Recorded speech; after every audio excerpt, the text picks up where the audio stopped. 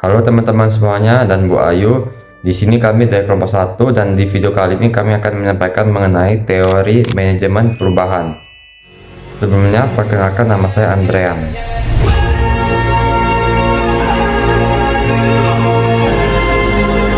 Perkenalkan, nama saya Raditya Alvaro dari kelas MJ6A.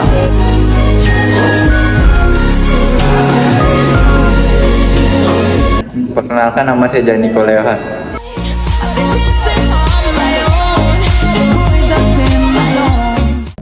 Perkenalkan, nama saya Alvin Claudius.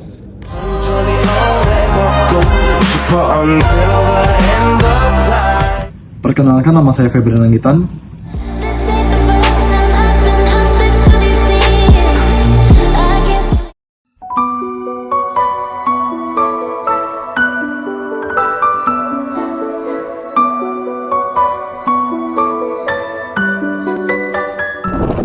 Secara singkat, manajemen perubahan dapat diartikan sebagai proses untuk membuat sesuatu yang berbeda dan menuju arah yang lebih baik.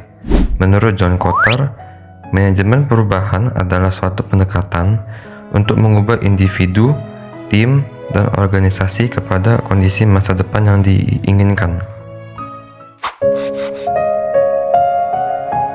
Yang pertama ada teori perilaku Kurt Lewin. Kurt Lewin merupakan seorang psikolog yang lahir di Jerman pada tahun 1890. Kurt Lewin mencetuskan teori yang bernama Lewin Change Model yang dibagi menjadi 3 tahap. Yang pertama, unfreezing atau mencairkan. Tahap ini adalah proses mempersiapkan diri untuk berubah dengan mengidentifikasi kebutuhan transformasi dan memupuk kesiapan. Tujuannya adalah mematahkan pola lama, kebiasaan lama, atau sistem lama. Yang kedua adalah changing atau perubahan, yakni tahap inti di mana perubahan benar-benar dilakukan. Yang ketiga yakni refreezing atau pembekuan kembali. Pada tahap ini yakni menstabilkan perubahan agar menjadi kebiasaan baru, mengintegrasikannya ke dalam budaya dan praktik organisasi untuk mempertahankan kondisi baru tersebut.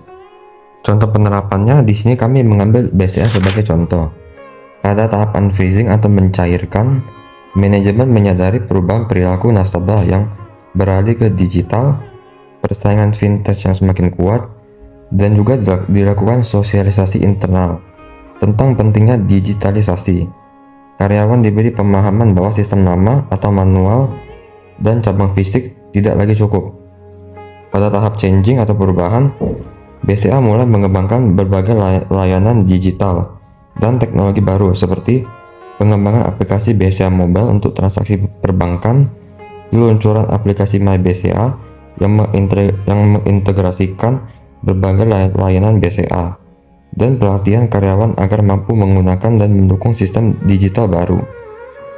Kemudian pada tahap refreezing atau pembekuan kembali, setelah sistem digital berhasil diterapkan, BCA melakukan beberapa hal seperti menjadikan digital banking sebagai bagian utama strategi perusahaan, mengintegrasikan layanan digital dengan layanan kantor cabang, melakukan evaluasi dan peningkatan fitur setelah berkelanjutan pada My BCA dan BCA Mobile. Yang kedua, teori Tyagi. Menurut Tyagi, proses perubahan dalam sebuah organisasi tidak terjadi begitu saja, melainkan harus direncanakan secara sistematis melalui 5 komponen utama. Yang pertama, kekuatan untuk berubah. Force for change adalah perubahan dimulai karena adanya tekanan atau kekuatan, baik dari internal maupun eksternal. Di sini kami mengambil contoh pada Netflix, yaitu perubahan perilaku konsumen yang lebih suka menonton secara online daripada menyewa DVD. Yang kedua, mengenal dan mendefinisikan masalah. Sebelum berubah, organisasi harus sadar bahwa ada masalah. Contohnya yakni konsumen ingin menonton film secara instan tanpa menunggu pengiriman DVD. Ketiga, proses penyelesaian masalah. Setelah masalah ditemukan, langkah selanjutnya adalah mencari solusi. Ini melibatkan pengumpulan data, analisis alternatif, dan pemilihan strategi yang paling efektif untuk mengatasi hambatan. Contohnya yakni mengumpulkan data tentang kebiasaan menonton pelanggan dan mengembangkan teknologi streaming berbasis internet. Yang keempat, implementasi perubahan. Tyagi menekankan pentingnya manajemen transisi pada proses sistematis dalam mengatur orang dan struktur dari kondisi lama ke kondisi baru yang diharapkan. Contohnya yakni Netflix yang diluncurkan pada 2007 dan mengurangi fokus pada bisnis DVD secara bertahap. Kelima yang terakhir, mengukur, mengevaluasi, dan mengontrol. Langkah terakhir adalah memastikan perubahan tersebut berhasil. Jika hasil tidak sesuai ekspektasi, pimpinan harus melakukan kontrol atau koreksi agar tidak terjadi illusion of speed atau terlihat cepat berubah tapi dasarnya rapuh. Contohnya yakni mengukur jumlah pelanggan streaming yang terus meningkat dan menganalisis data penonton untuk mengetahui preferensi pengguna. Teori yang ketiga yaitu adalah teori Curtis W. Cook. Menurut Curtis W. Cook, dalam bukunya yang berjudul Management and Organizational Behavior, menuliskan terdapat beberapa faktor yang menyebabkan perubahan. Di antaranya, pertama, perkembangan teknologi, seperti teknologi yang dapat menggantikan atau mempercepat pekerjaan. Contohnya yakni, pabrik menggunakan mesin otomatis atau robot untuk mempercepat produksi dan mengurangi kesalahan manusia. Yang kedua, kondisi-kondisi ekonomi seperti fluktuasi suku bunga, tingkat tenaga kerja internasional, dan regulasi pemerintah. Contohnya yakni jika suku bunga naik, bank seperti Bank Sentral Asia akan menyesuaikan bunga kredit dan bunga tabungan. Yang ketiga, kompetisi global, seperti semakin majunya ekonomi negara-negara Asia, unifikasi Uni Eropa. Contohnya yakni perusahaan teknologi harus bersaing dengan perusahaan global seperti Apple atau Samsung. Yang keempat, perubahan-perubahan sosial dan demografi, seperti perhatian yang meningkat terhadap persoalan-persoalan lingkungan, tingkat edukasi yang meningkat, serta kesenjangan taraf hidup. Contohnya yakni banyak perusahaan yang mulai menjalankan program ramah lingkungan atau green business.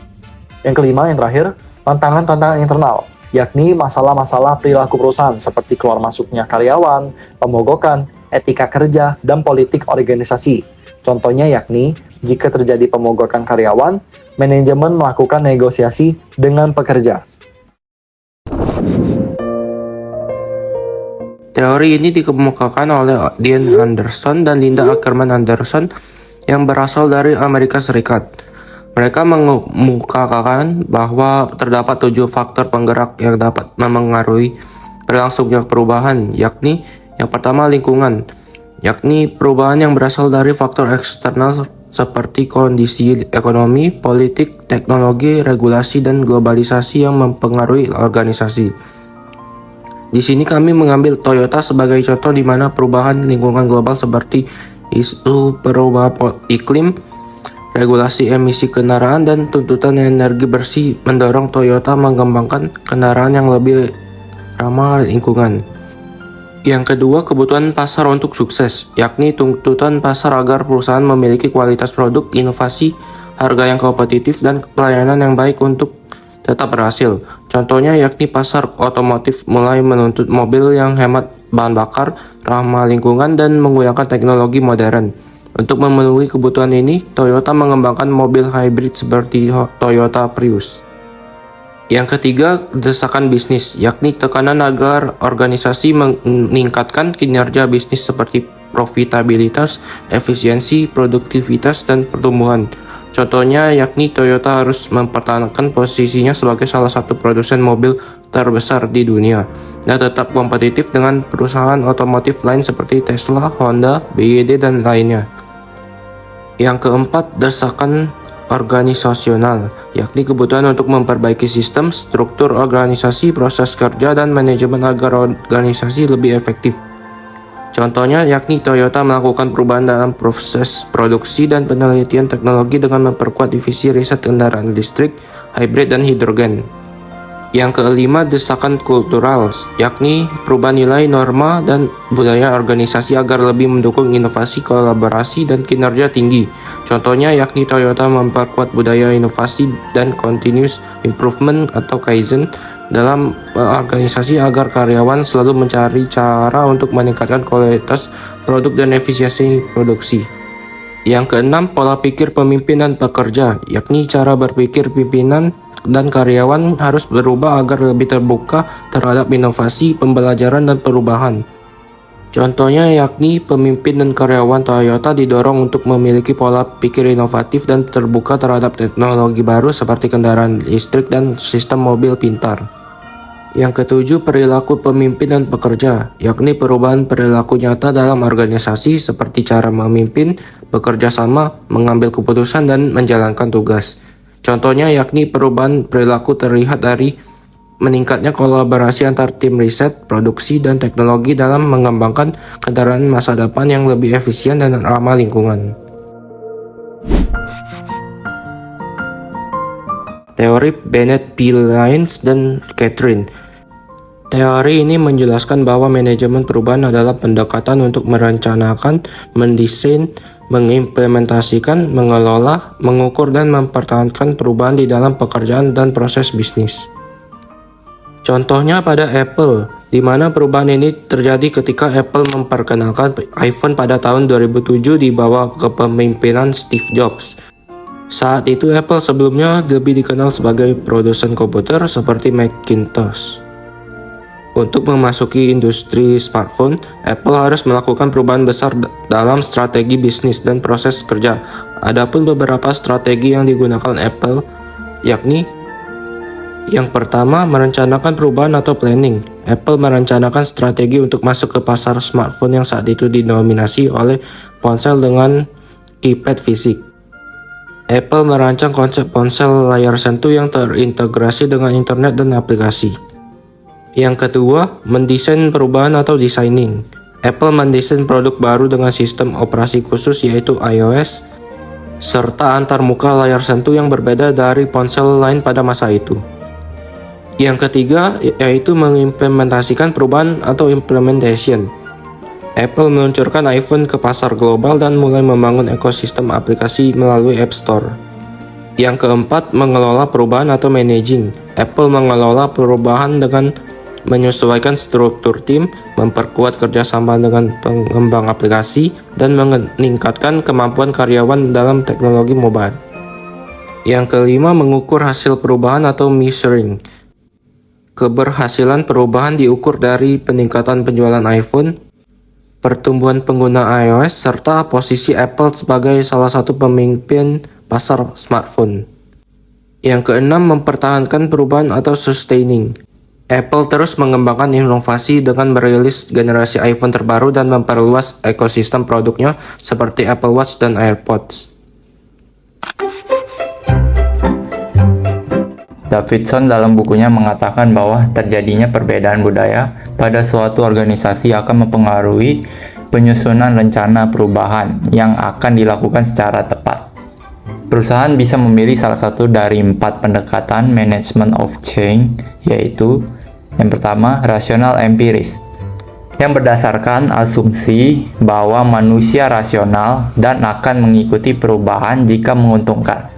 Contohnya, pada Samsung yakni Samsung memperkenalkan teknologi baru seperti ponsel lipat Samsung Galaxy Z Fold dengan menjelaskan manfaatnya seperti layar lebih besar dan multitasking yang lebih mudah.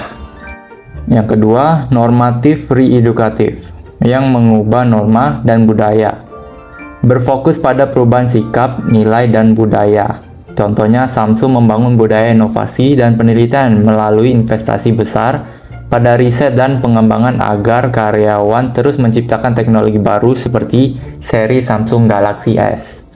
Yang ketiga, kekuasaan koersif, yang menggunakan otoritas dan pemaksaan untuk memaksakan perubahan. Contohnya, Samsung menetapkan standar kualitas dan keamanan yang ketat bagi mitra produksi dan pengembangan aplikasi dalam ekosistem Samsung One UI. Yang keempat, lingkungan adaptif yang menyesuaikan organisasi dengan perubahan lingkungan eksternal. Contohnya, Samsung beradaptasi dengan perkembangan teknologi dengan mengembangkan jaringan 5G dan perangkat yang mendukungnya untuk mengikuti kebutuhan pasar global. Lalu yang ketujuh, teori Karen Kaufman dan Cathy Luttes. Teori ini menjelaskan bahwa manajemen perubahan adalah sebuah pendekatan terstruktur untuk membantu organisasi dan orang-orang untuk transisi secara perlahan tapi pasti dari keadaan sekarang menuju keadaan yang diinginkan. Contohnya, yakni pada Toyota, yang melakukan perubahan besar dalam sistem produksinya dengan menerapkan Toyota Production System. Sistem ini berfokus pada efisiensi karyawan mengenai prinsip just in time dan Kaizen atau perbaikan berkelanjutan. Proses produksi yang sebelumnya tradisional diubah menjadi lebih efisien dan terkoordinasi. Perubahan dilakukan secara bertahap agar karyawan dapat menyesuaikan diri. Hasilnya, Toyota berhasil meningkatkan efisiensi produksi, menekan biaya, serta menghasilkan mobil dengan berkualitas tinggi. Teori Holger-Neuhammer.